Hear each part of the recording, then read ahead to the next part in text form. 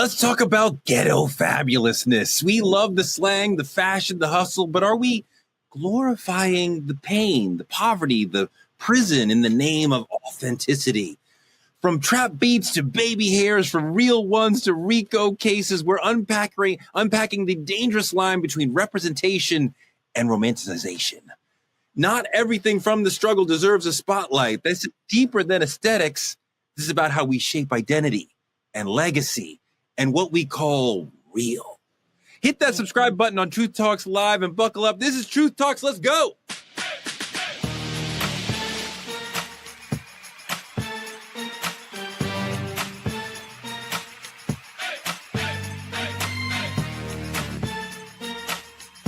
Are y'all ready to roll? Let's go. All right, Truth Tellers, it's going to be an amazing episode because Eboni K. Williams is here. Hello, Torre. So good to be with y'all again. And Gerald Griggs is back. It's always great to be with y'all.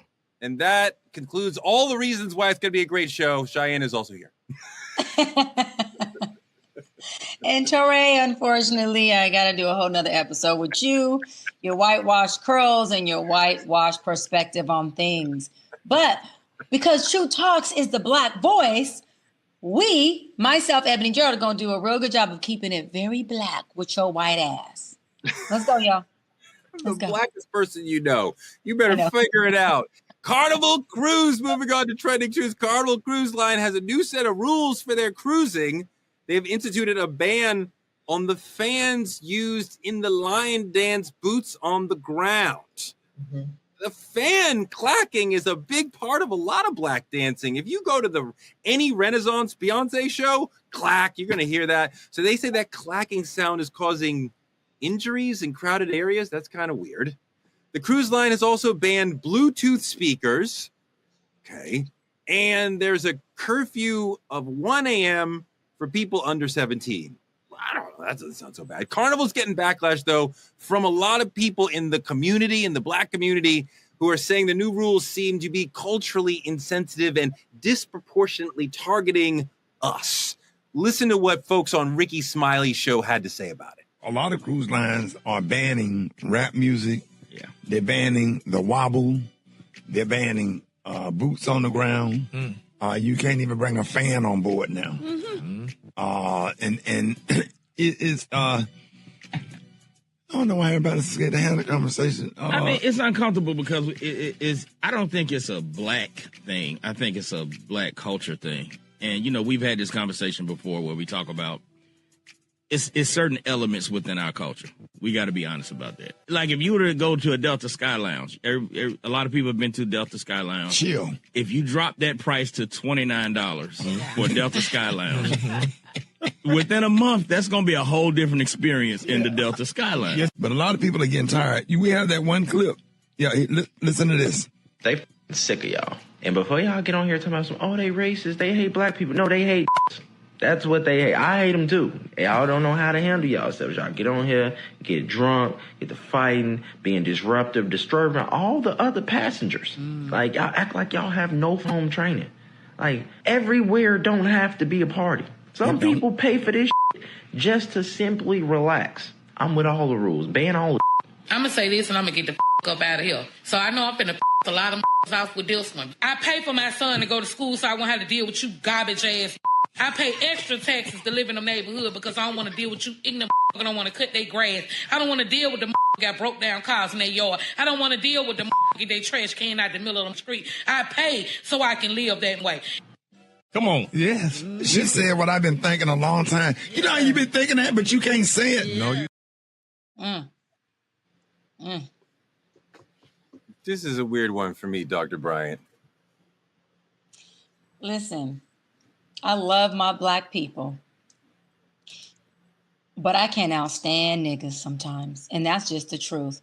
And I lived in Atlanta for a few months filming season 1 of True Talks. And someone said, how did you like it? I said, I actually love the black people in Atlanta, but I didn't have a good experience with the niggas in Atlanta. And there's a big difference. The scamming, the fake parking tickets that were on my car, the the conflict, the aggression that came with a group of niggas versus the Black people who were having effective conversations, who were very respectful, who were trying to show me the city and introduce different places and different environments to me. And they kept saying, maybe you were in the wrong area, Doc. Maybe. Where I lived was a great area, a great neighborhood. But point of what I'm saying is, I think that it can be a cultural sensitive piece to it. But I also think that there are some things that in using the word they're using, that niggas do, that are not always appropriate for certain environments and certain places. I mean, go ahead, Tori. The notion that Black folks don't know how to act, or some Black folks don't know how to act, or really what we're saying is ghetto or working class people are pathological and don't know how to code switch into middle class situations. I reject that entire notion entirely. I think that's a very white supremacist way of looking at the world, that there's Black people and there's niggers.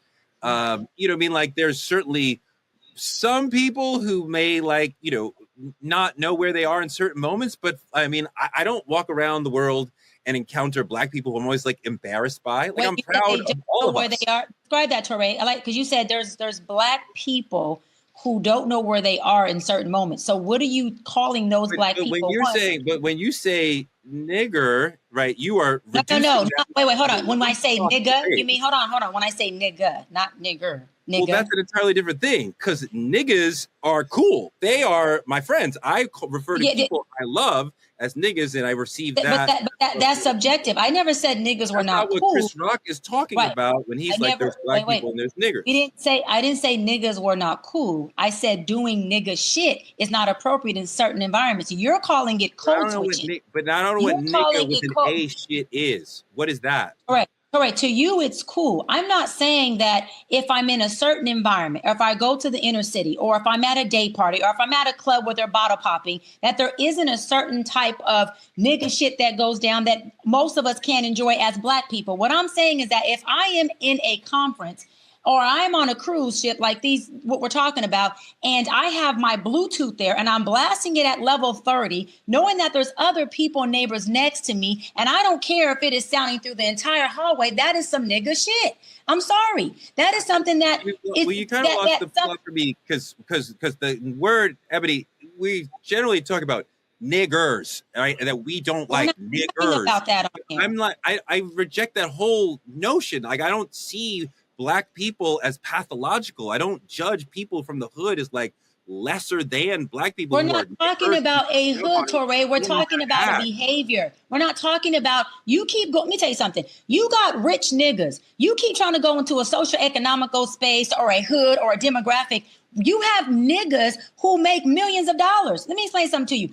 I do very well. I went from the hood to the hills, and I do beyond well. There's still some times where I got some nigga behaviors that I do that I am able to manage and know that behavior is not appropriate for this environment. It's appropriation. Why do we as Black people have such a hard time with calling each other out, or even ourselves out, on things that are just not appropriate in certain environments? I'm sorry. I'm not going to go. Can I jump in here right quick?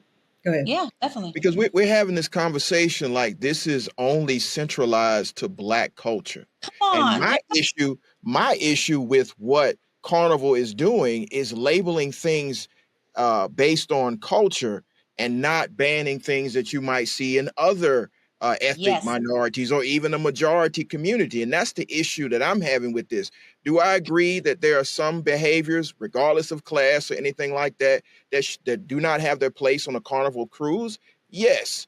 But to blame the fan popping and the Bluetooth speakers and all this other stuff, there are other things that other cultures probably do on a Carnival trip that also should be on this list. And when you focus solely on Black culture, I don't use either word, the R word or the A word, because they don't have any place anyway, should really be called into question. So I disagree with Rick. That's my good friend, great friend, Ricky Smiley. I disagree with Rock T, who was making the points. We have to drill down on the fact that, yes, there are certain behaviors that all communities do that are not appropriate, and maybe we should ban those on a Carnival cruise. But we shouldn't pinpoint black culture or something that perceived to be black culture and ban that. That's discrimination. Carnival Cruise has a statement trying to address the situation. Please know, they said, that this is not correct. Please ignore what you may have seen because of the different musical tastes and interests of our guests. We are now extending theme nights in our nightclub venues and will play music that fits with the theme for the evening, including R&B, dance and pop hits, blues and funk, Latin and soul, and 80s and 90s hits, rap and hip hop, among others. You don't need to say rap and hip hop. They are virtually the same thing in that context. But it seems like they're clearly trying to say this is not racialized at all. Whew, I just needed to breathe. This is a lot, right? And I think we all are bringing a lot of energy to it, rightfully so, because there is so much intersecting in this dialogue. We are talking about respectability politics, obviously. We're talking about generations long, centuries long racialization of Black culture and Black behavior. We're operating under, I think, an auspice and a long-held mythology that says we can behave ourselves into being humanized as Black people, which most of us know to be false. And then I guess I'll start with where Gerald took us, which is my greatest beef. And I totally disagree with Ricky, and I disagree with the Chris Rock premise. And I don't think anything is subtle about his white supremacy, as I've said publicly before. That is when you say, as I saw him say in his most recent stand-up in New York, that your house valuation is depreciating because too many Black folks are moving into your neighborhood, as somebody who just went through a very difficult underwriting process, buying, by the way, on 122nd Street, one of the only Black people in my current building, I have a serious motherfucking problem with it when we are addressing a national wealth gap conversation in America. But I digress. Here's my issue. When we talk about shit, okay, we never talk about white behavior. I'm specifically talking about white behavior because sometimes it'll creep into Latina behavior, right? Sometimes, you know, if they're congregating amongst themselves as a Latin community and they got the music, we might feel away. Sometimes Asian people, but we never ever demonize, criticize, or hold any critique around if they were blasting Journey, for instance, on a Carnival cruise, or they were blasting Taylor Swift. Correct. So this notion of inappropriate behavior only conveniently seems to show up when it is Black folk participating in it. And that is my ultimate problem. So no, personally, I don't have a distinction between Black folk and them, because it is too obvious to me, okay, the very historic nature of, you know, and I don't police other Black folks' use of the term. So we can do that internally, and I have no position on it other than acceptance and love, okay, because I presume best intentions when we are doing that amongst ourselves. Absolutely. The problem with Carnival is that they are not of us. So when they cherry pick this behavior, this fan, this socializing tactic, it is totally racialized. No different, and I'm about to wrap it up, than when we see our current Secretary of Defense, Pete Hegseth, whatever. Yep. Mm-hmm. Hegseth, saying that now in the United States military, we're not allowed to wear eyelash extensions. We are not allowed to wear fingernail polish outside of clear, and guess what? The French American manicure, which literally is an overt statement that says we are centering a white beauty standard in the American armed forces, and you better adhere and assimilate to it or get the fuck out. And that is the slippery slope. I'm almost done. That's the slippery slope of making what Carnival is doing around fans and music okay. And then we want to bring up the Crown Act and talk about discrimination when the United States military does the exact same thing. Yeah. And I just want to make this clear really quick, because Black people are not the only ones. Hold on, Torre, because I got to clear this up, because Black people are not the only ones who are niggas. I said that the folks who attacked the Capitol, which was majority whites, was a gang of niggas. So when people use the word nigga and only attach it to Black people, that is a problem. When you're doing nigga, the N-word to white people, the word doesn't even mean anything at that point. So you just first mean of all, Torre, people you don't like are this is niggers. why That doesn't even make sense. This is why I just corrected you when you were saying niggas in the hood or niggas in a certain economic. But it's not niggas. We're talking about niggers. You're not even making the right conversation. We're talking about niggers. I'm talking about niggas. You keep your word. Don't come in my space on my wordplay. I'm on my talking about niggas. That's not the conversation. Listen, Torre, that is not your conversation. This conversation does not revolve around you, Mr. Narcissistic. We are having 4 people who are having a panel dialogue, and my conversation is what Chris Rock was talking about. Niggers.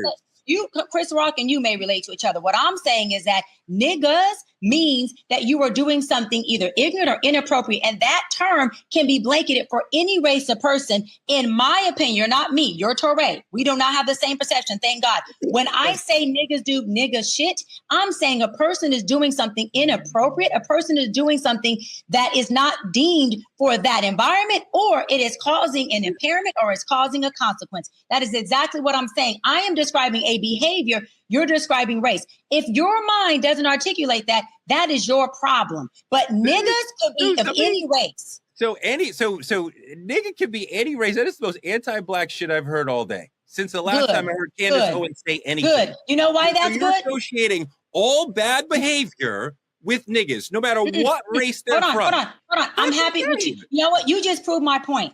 That nigga is the most anti-Black thing you said. You know why? Because it should be. The word nigga should not be only associated to a Black person. It should be an anti-Black thing, meaning this is not just us saying niggas do nigga shit and we're allowing society to say, well, whenever we say nigga or nigger, we tie it to Black people. No, as Black people, we create that narrative. We say what words are going to be attached to us and what words we are not going to take ownership of. We have agency over our community and we have to stand on that. So when I say that's some nigga shit and I'm driving down my neighborhood, a lot of times it could be a white person, a Latin person, an Asian person doing something that I deem is just crazy, out of pocket, and inappropriate.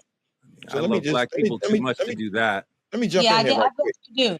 So my question is, if we're going to do that and take agency of the word, do we still forget the historical context of the word and how others have used that to disproportionately brutalize our community, to denigrate our community? How do we handle that?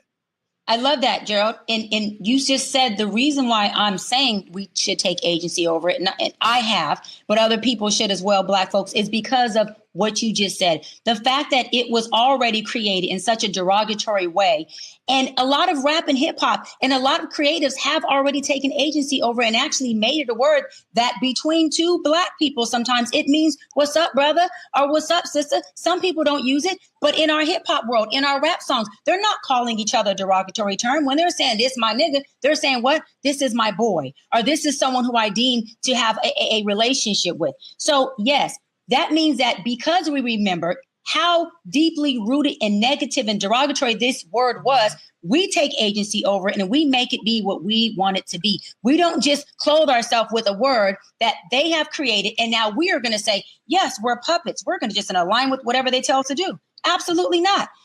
You can call me any word you want. I'm the one that decides on what that word means for me. Everybody may not have a strong internal locus like that. I do. And I'm vertical in who I am. Eboni, let me say this 1 second to what Cheyenne just said, Torre, and then I'll definitely will answer your question. I wholeheartedly respect what you just laid out, Cheyenne. In fact, at previous iterations of my evolution on this word, I've held very similar beliefs, you know, that the autonomy, the power, we can dictate it, we can apply it. My personal challenge currently, I'll be 42 in September, is this.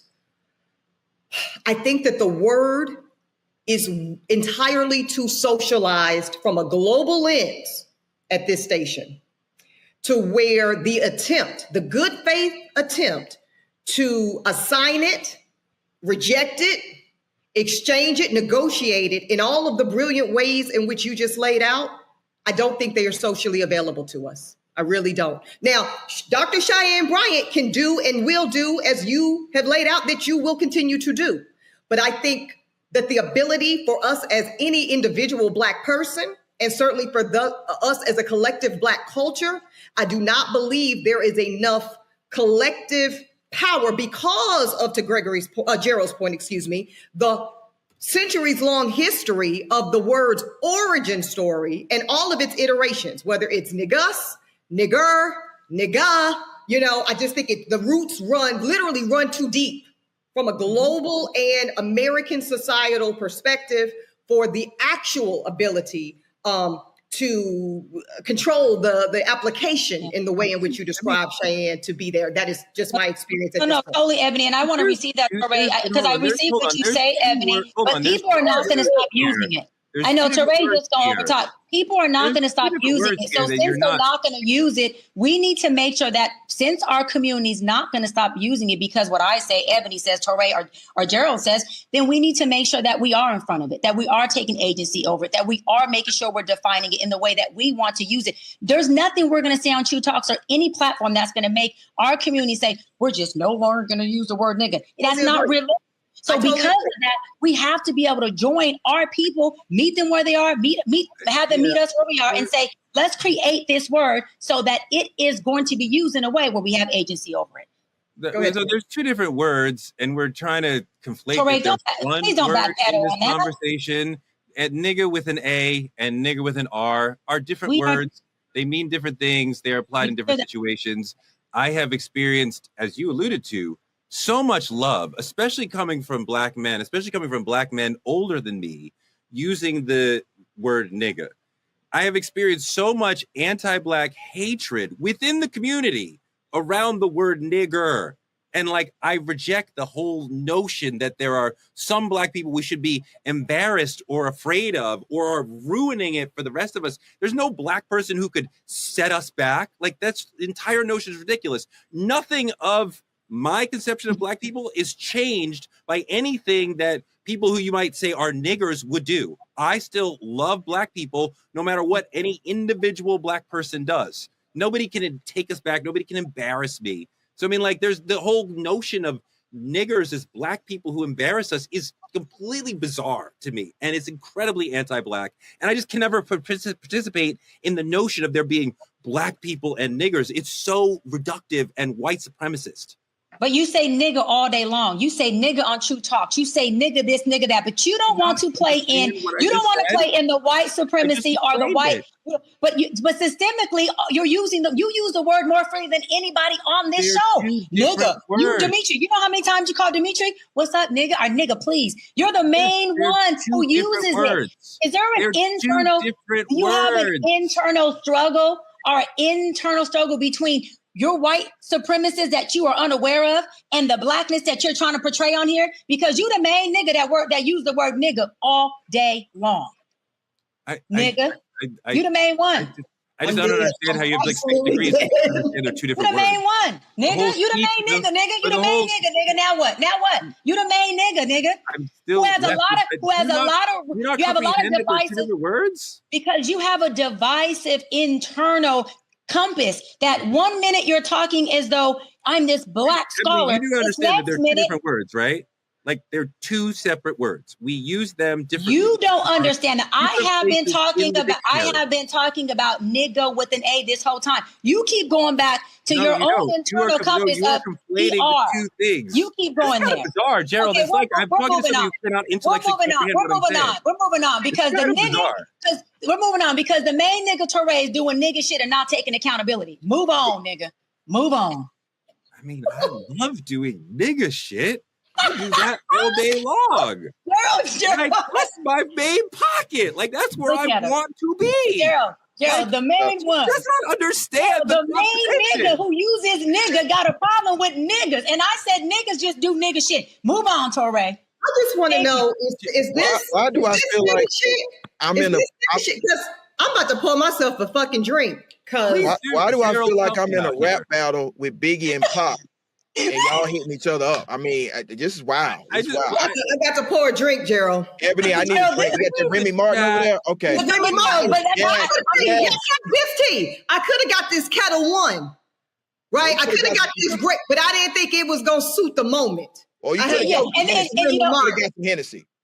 And Jack and Coke. Jack and Coke. Where's the Wait, no. Is this uppity nigga shit? What is this? It might be. It It might Ace be. of Spades. It might Ace be. of Spades, girl. Leave it up to Touré. It's a nigga with an A. It's not the nigga with the R. Leave it up to Touré. But I want to say this on a positive note, Touré.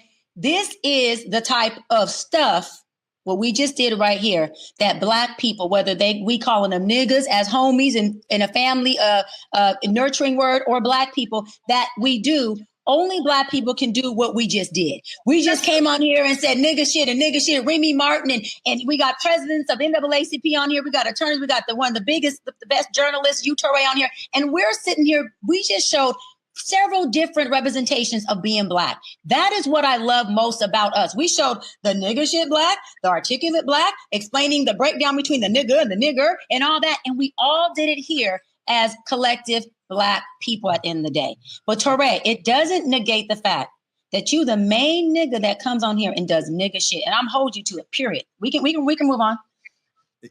Ebony, you see what I have to deal with? No, we're gonna have to move on because I love and Cheyenne is right. If only we could contain it internally. And that's where my personal gripe and my personal, trigger shows up. Is because when it's not internally contained, it's lethal. It's literally lethal. I would like the chat to reflect whether or not people agree. Is nigga and nigger two separate words? Pour me some, sis. Pour me some. Same word as Dr. Bryant thinks. There's an entire freaking linguistic Black history around these words that she does not know anything about. But this is the world I live in, Gerald. Yeah, Touré's a Black scholar, and he's a Black scholar, and the number one word on his word list is nigga. That is so confusing, conflicting. Yes. He has an African degree, but his number one word, Gerald, is nigga. What's up, True Fam? It's your girl, Cheyenne, and yes, season 2 of True Talks is here, and we are turning up even higher. Yo, it's your man, Touré, the newest co-host on the set, and I'm bringing heart, heat, and hard truth every night. And we are keeping it all the way fire. Ain't no filters, ain't no fluff, just straight facts. Y'all know how we do. So stop scrolling and pull up to our YouTube at Truth Talks-Live. Like, subscribe, and smash that bell. And after you do that, join us because we go live weeknights at 8 p.m. Eastern on all the coasts. Wherever you are, from culture to controversy, we say what everyone else is scared to say. We talk truth. Season 2 of Truth Talks. Let's go. Because this time, we ain't asking. We're taking the mic.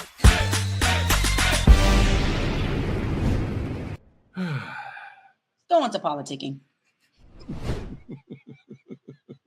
Congresswoman Jasmine Crockett is one of my favorite people in the House, and she has not ruled out running in the Texas Democratic Senate primary next year. She has not taken formal steps to that end, but she says she will make a decision depending on how many people reach out. Consider me, my sister, having reached out.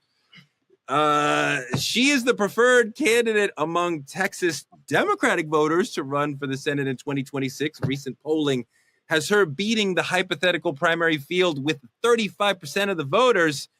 She's very outspoken and fearless, but she's going to have to deal with an incumbent senator and John Cornyn. Gerald, this is tough. She's very popular, but Texas is solidly red. It would be hard for the good sister to become a Texas senator. They haven't gone for a Democratic senator since 1990. Back when Cheyenne was a little baby shy. It's been a very long time.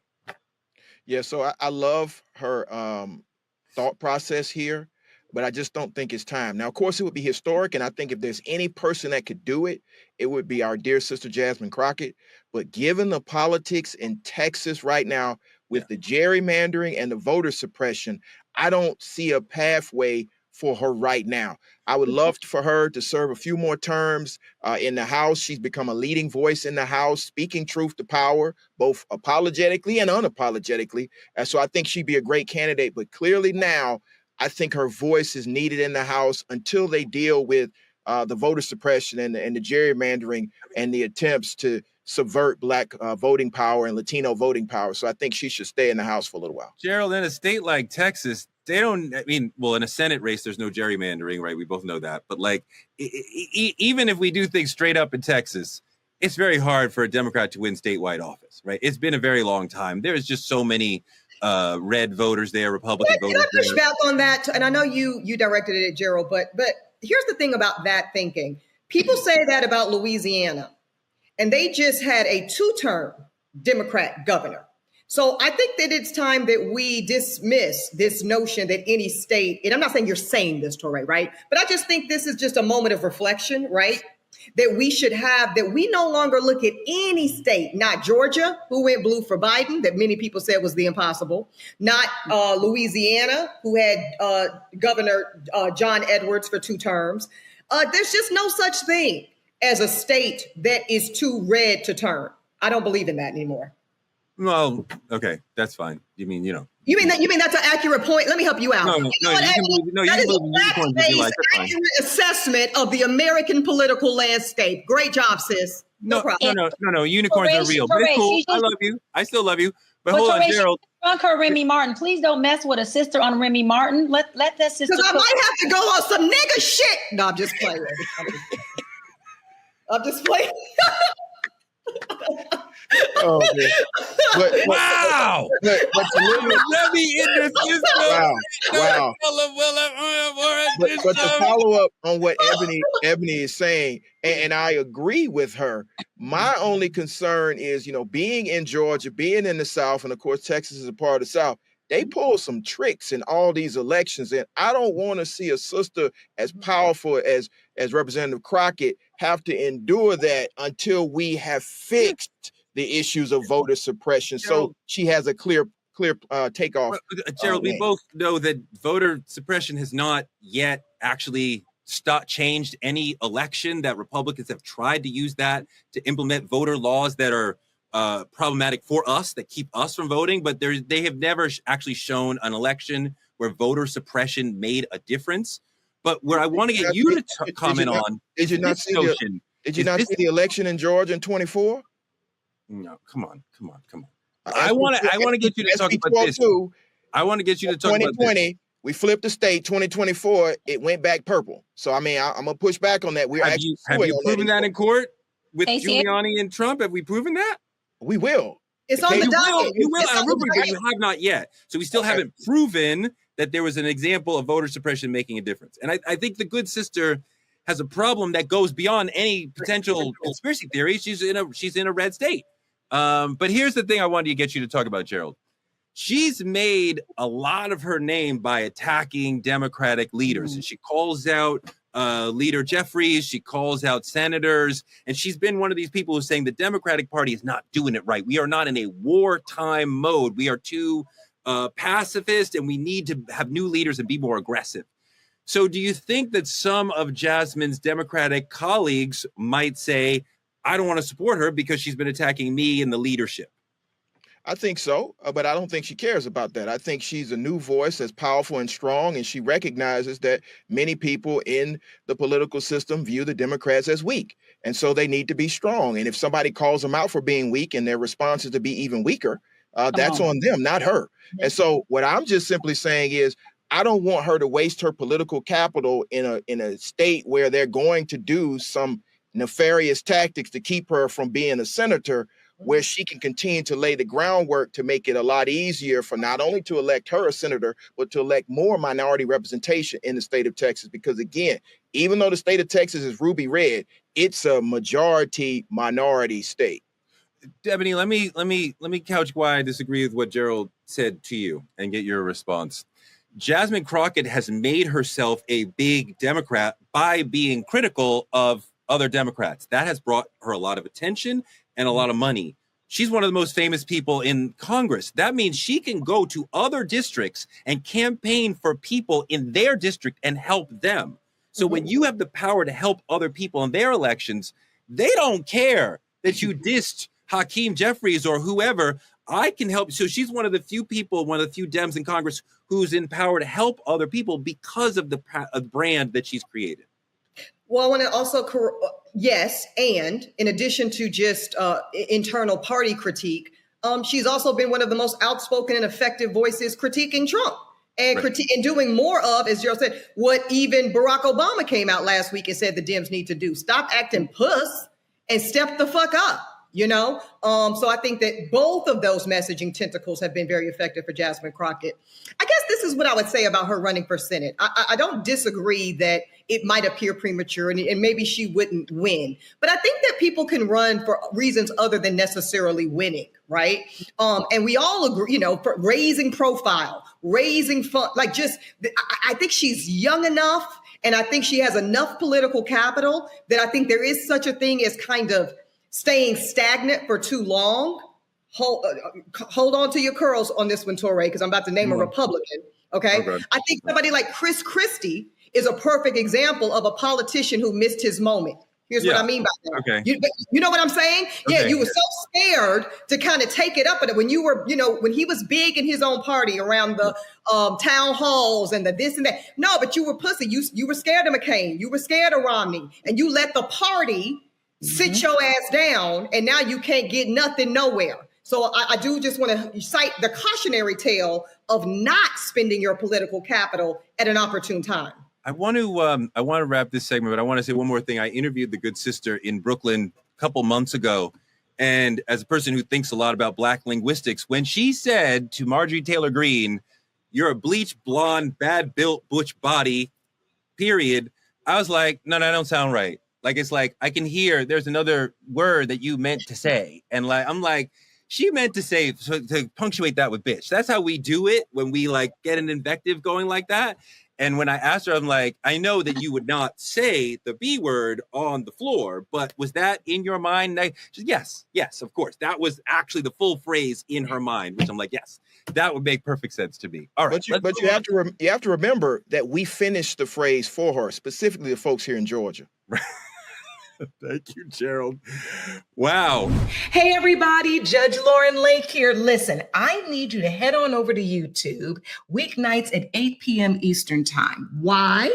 Because your favorite judge, I'm one of the new co-hosts of Truth Talks Season 2. And guess what? We're live every night at 8 p.m. Eastern Time on YouTube, only at Truth Talks Live. I'll see you there. Let's move on to the main topic. Is being ghetto fabulous just Black expression, or are we stuck glamorizing struggle? We love the hood look. Cheyenne loves the hood look. Oh my God. The hood talk, the hood hustle, that is her shit. But here's the uncomfortable truth. Are we celebrating what we had to survive so hard that we're forgetting that we were never meant to stay there? The hood has birthed some of the realest, strongest, most brilliant people on the planet. But when we confuse survival with status, we start building culture on pain instead of power. We are more than where we came from. And if keeping it real means keeping us broken and behind, maybe it's time we redefine real. Let's take a look at where ghetto fabulousness started.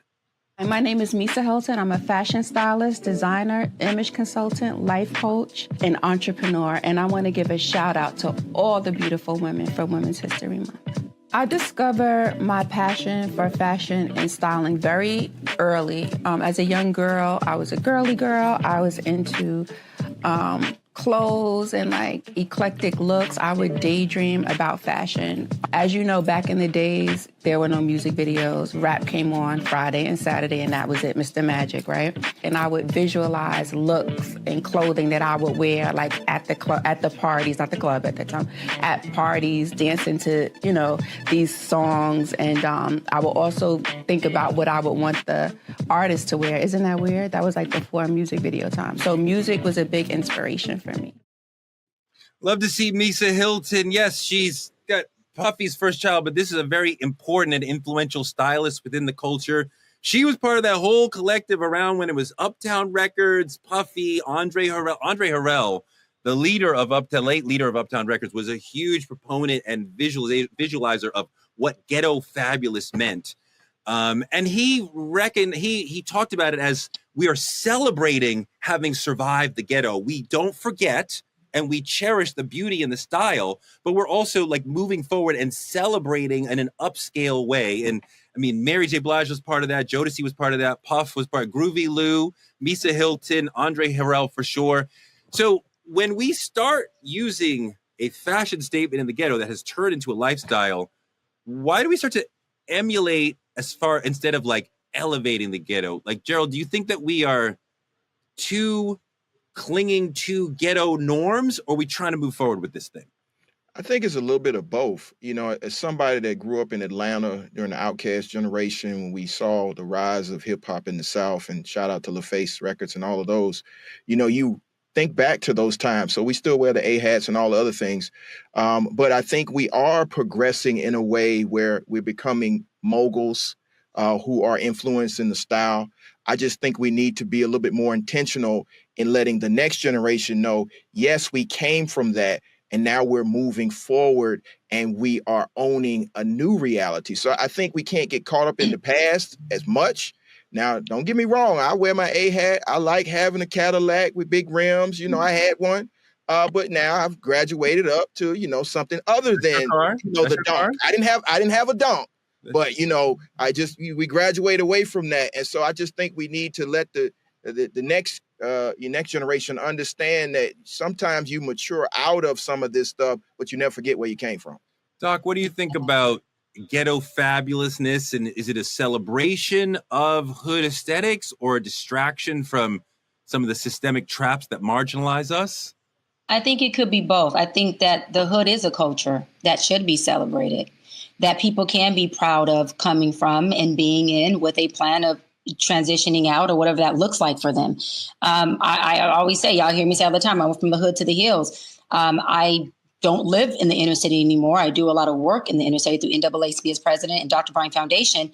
But even though I live in the suburbs, I myself went to a Larry June concert yesterday. Not concert, let me tell you better. I went to a Larry June day party. It was worse than a concert, not worse, different. It was a day party that my girlfriends, who are all high-level professionals, who all come from the inner city, we said, we're going to see Larry June. We were in a day party. We had bottle service. We were next to the DJ and we were rocking out. Man, we had a blast. And when I tell you, being in that hood culture with many people I've seen who were like, yo, Doc, it's me. We grew up together. We went to school together, or just, I love your work. I follow you. And let me tell you what I love most about it is the people who follow me now and don't know the little girl from the hood. They just know the Dr. Brian who does well, lives well, has this quality of life.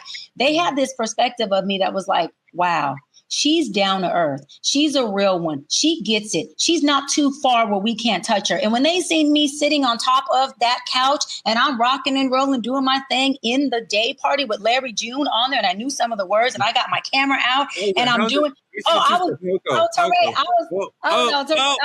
the two-step. You know, and I have my phone and I'm dancing and doing my selfie. What I'm saying is that they're seeing that the doc is a part of their culture, that I'm not just standing on a mountaintop advocating for them, being a voice for them and criticizing as well as providing resolve and tools, but I am a part of your culture. Like Gerald said, I may not go back there and I live there and I'm eating, sleeping and pooping there every day. But that's my culture. I'm a little girl from the hood. The hood breeds amazing, successful people. I'm one of them. I'm going to stand on that hood shit forever. Will I go back in and contribute to disparity? No. But let me say this. When it becomes an issue is when we glorify, right, materialistic things without talking or addressing the poverty. I'm going to wrap on this. When we make it, we put on the pressure for other people to look rich, but we absolutely don't have the riches of financial stuff or the wealth within family. That's when it becomes an issue, when we're not able to say, look, we know where we come from. We are part of the hood culture, but we're also going to identify the marginalization issues that are keeping us as a race of people, our community, despaired. So we got to do a duality of knowing that, hey, the hood is a culture, but also saying, how do we not strip the hood of culture? How do we continue to make it something that we can become better in and better from? And hanging out with one of my favorite rappers, Larry June. I'm not mad at you. Next, we're going to have you listening to the Clips album, because that's what we're all doing in hip hop right now. So please come join us. Let God sort them out. People just walk up to me on the street. What's your favorite song? They don't even say what we're talking about. That's where hip hop is right now. But Eboni, that is not the question. The question really is, are we celebrating ghetto-ness and ghetto culture and ghetto norms within our Black popular culture too much? Not too much. We should be celebrating it. I'm a very big proponent and advocate of holistic Black identity, because when we start self-editing aspects of our history and of our holistic scope of culture, we service white supremacy. Period. So I'm gonna speak on Cheyenne's beautiful sweater. I look at this sweater, and as she, obviously is in the hills these days, that sweater is Dapper Dan all day. That sweater is Harlem all day. That sweater is Ghetto fucking Fabulous, and I love it. Sure. It's very similar to a custom piece I had Dap make for me when I was in my first season as the first Black housewife on Real Housewives of Atlanta. It's hot pink and green. Shout out to the swords. And I'm doing so much when I wear that, right? I'm honoring my sorority, the first Black sorority on an HBCU's campus at Howard University. I'm also shouting out the ghetto fabulousness of it all in DAP and the history of that. And I'm confronting New York, who had the audacity to try to ostracize this man for being the creative Black genius that he is. So I say more and more and more, and all of the Ghetto Fabulous celebration, because and I think those of us, and I'm gonna group all of us in this, we really represent cultural elders to some extent at this point, right? We are to an extent gatekeepers of, what should be encouraged from future generations. And I think it's very important that we don't finger wag in this moment, that we don't try to police in this moment what parts of our culture and history absolutely need to be ushered in, welcomed in with open arms as the young folks take our culture to the next level. Yeah, she's absolutely right that the usage of the logo on the sweater is absolutely what DAP was doing and what Louis Vuitton, Gucci, them were not doing before he showed them. No, they were suing him, Touré. They were fucking taking this Black genius to court. But this is absolutely the aesthetic that he introduced to them, that he showed them would work for their stuff.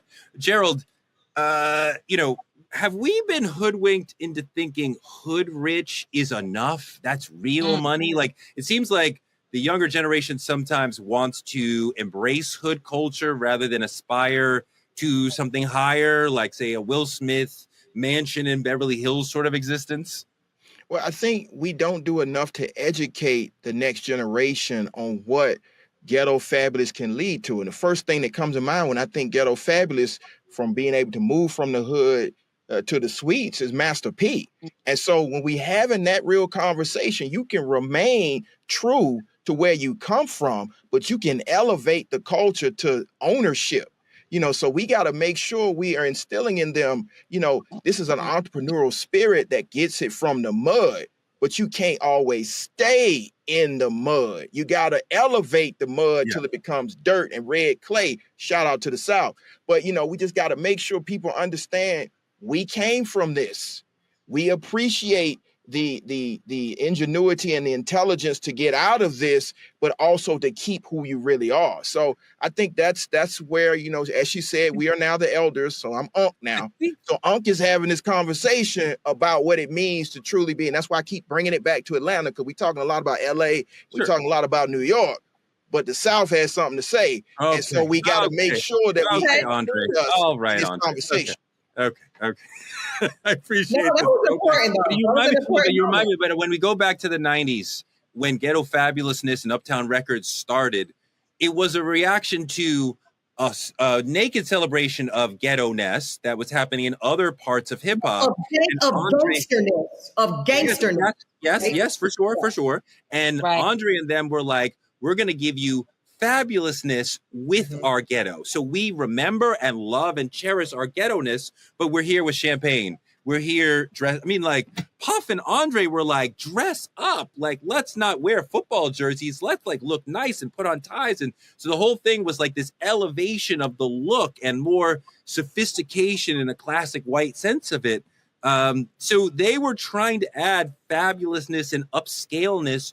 Let's not say white. Let's not say white, Touré. Let's say dandyism, right? Because really, it's a version of dandyism.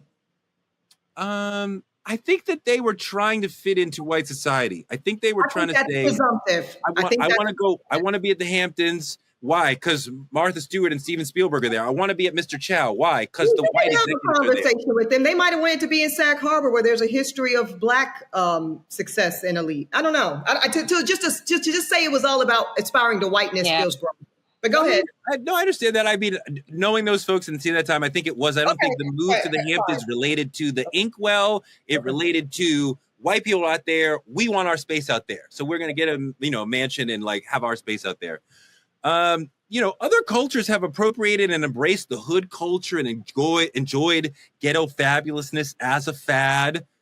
Mary J. Blige is one of the people who was one of the icons who helped us understand this, who Misa dressed, who Puffy helped styled, who really was able to represent the ghetto fabulous aesthetic. Let's look at this video with Mary J. Blige talking about it. I was ghetto fabulous and I still am.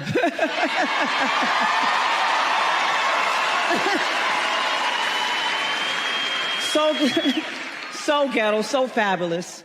And people were threatened by that. And now everybody want to be ghetto fabulous.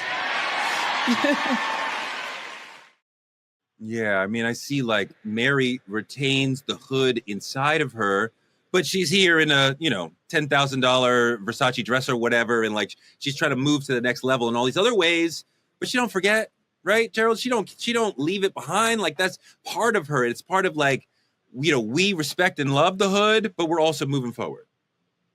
Absolutely. Yeah, but go ahead.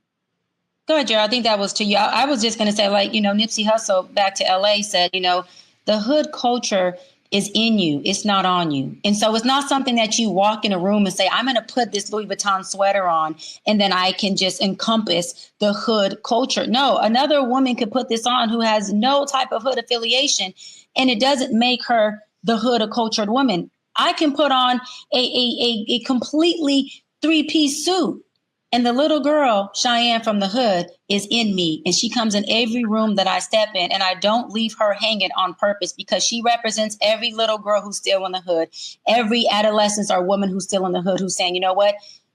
Love it here because these are my roots, but I am trying to elevate, like Gerald said, and I represent both of those. And so that is why no matter how far I go up, I try to make sure that my boots stay low enough so people see themselves in me, meaning where I came from, and see themselves in me as far as where they can go. I never want to allow what I become to not get another young girl out of the hood like I was privileged to do so. And I didn't have anyone in front of me. I had to bear crawl and figure it out. I'm the oldest of 7. There was no one ahead of me. My parents were 16 years old when they had me.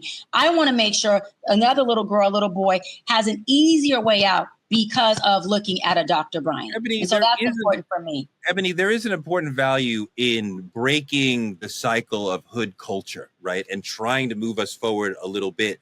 And sometimes people are like, perhaps there's some accountability the Black community should have for, prioritizing hood culture over college culture. You remember, I'll never forget Chris Rock's joke of, oh, you have a master's? Well, you my master? Which is like, reject your education. I don't care what you have to say. What do you think about that?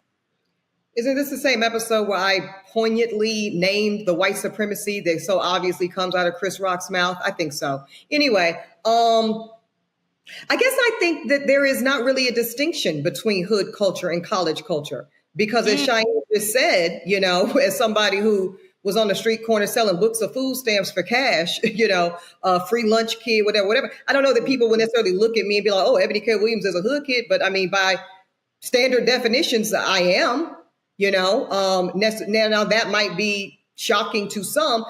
And again, making Cheyenne's point, you don't have to wear it. You don't have to speak in a vernacular that necessarily establishes it. It's your origin story. It's the blood that flows through my veins. It's my DNA. It's the chromosomal makeup of my existence. And Liberty is it's a part of her progeny, right? So although she'll grow up, in the hill, literally Morningside Heights, footsteps away from Columbia University, the Ivy League of it all, the progeny, the legacy of the hood of the poverty line of Black America is right there. So to me, it's like we tell this story together. It's an arc. And it's when we start bifurcating and the college over here and the sorority here and the this over there is some bullshit. I can't let this show end and not acknowledge who Andre Harrell acknowledged as one of the godfathers of ghetto fabulousness, which is Michael Joseph Jackson, son of Gary, Indiana, who first gave the champagne music in Off the Wall.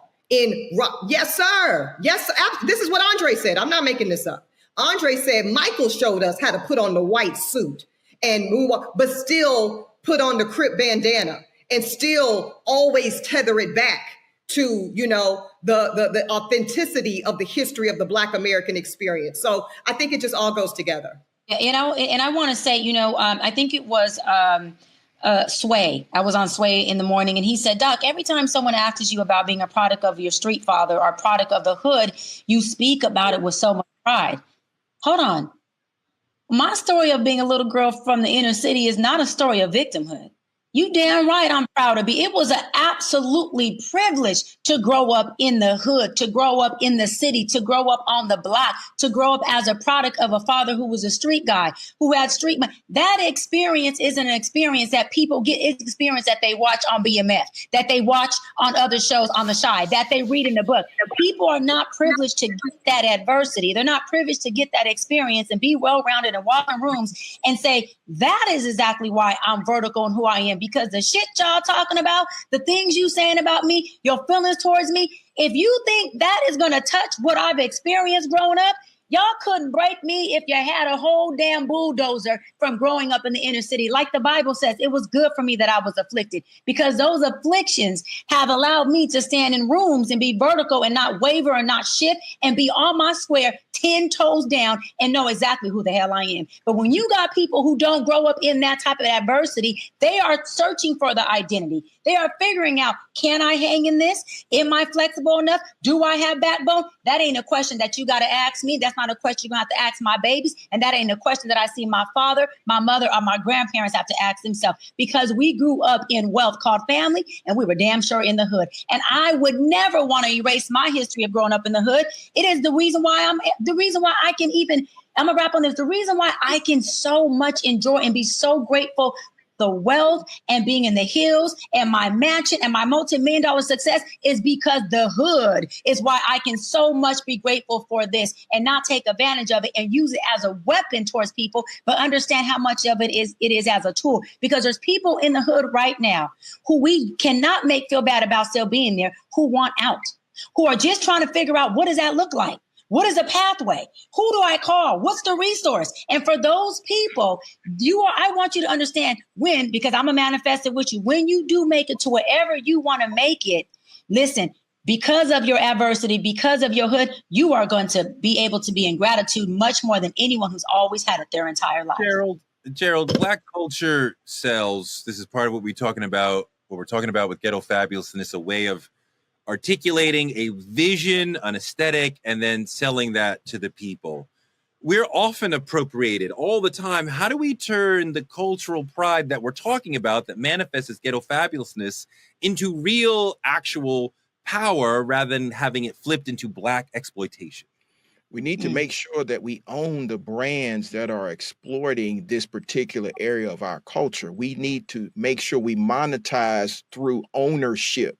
And so that's what I want to impart in individuals who have the grind, because again, to get out, you got to have a different type of grind to get out. And so what I want to impart in them is the ability to monetize what they see every single day. Because again, everybody understands that the culture comes from the mud.